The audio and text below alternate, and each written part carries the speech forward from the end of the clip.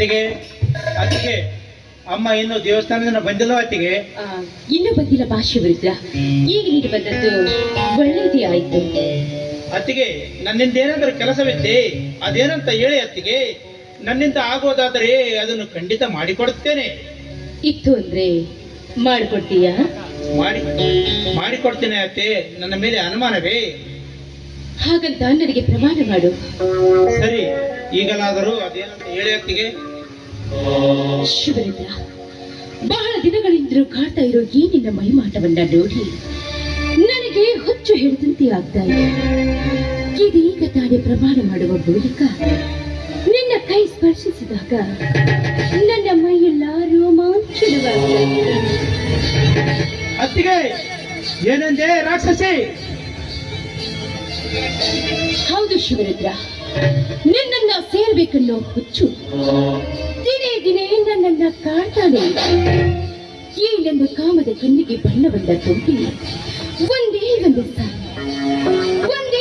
ಸಾರಿ ನನ್ನ ಕಮಾನ್ ಶಿವರುದ್ರ, ಸಾಯೋ ತನಕ ನಿನ್ನ ದಾಸಿಯಾಗಿ ಬಿದ್ದು. ಅತ್ತಿಗೆ ನೀನೇನು ಮನುಷ್ಯಳೋ ಅಥವಾ ರಾಕ್ಷಸಿಯೋ? ಅಣ್ಣನ ಹೆಂಡತಿ ಎಂದರೆ ಎತ್ತ ತಾಯಿಗೂ ಸಮಾನ. ಅಂತ ಎತ್ತ ತಾಯಿಯ ಸ್ಥಾನದಲ್ಲಿರುವ ನೀನು ಈ ರೀತಿ ಮಗನ ಮೇಲೆ ಮೋಹಿಸುವುದು ತಪ್ಪು ಅತ್ತಿಗೆ, ತಪ್ಪು. ನೋಡು, ತಪ್ಪೋ ಒಪ್ಪೋ ಕಾರಣ ನನಗೆ ಗೊತ್ತಿಲ್ಲ.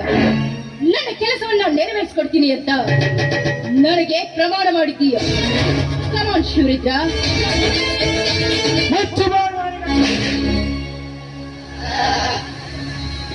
ಯಾರೂ ಇಲ್ಲದ ಸಮಯದಲ್ಲಿ ಮೋಸದಿಂದ ನನ್ನೊಂದು ಮಾತು ತೆಗೆದುಕೊಂಡು ಸ್ವಂತ ಮೈದನರ ಜೊತೆ ಮಲಗುವ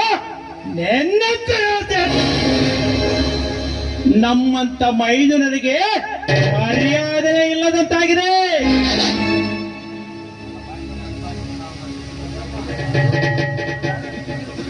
ಅಯ್ಯೋ ಹುಚ್ಚಪ್ಪ, ಅದಕ್ಕೆ ಇಷ್ಟೊಂದು ತಲೆ ಕೆಡಿಸ್ಕೊಂಡಿದ್ದೀಯ? ಯಾರಿಗಾದ್ರೂ ಗೊತ್ತಾದ್ರೆ ತಾನೇ ನಿನ್ನ ಮರ್ಯಾದೆ ಹೋಗೋದು. ಆ ವಿಷಯ ನನಗೆ ಬಿಡು. ಯಾರಿಗೂ ಗೊತ್ತಾಗದ ಹಾಗೆ ನಾನ್ ಮ್ಯಾನೇಜ್ ಮಾಡ್ತೀನಿ.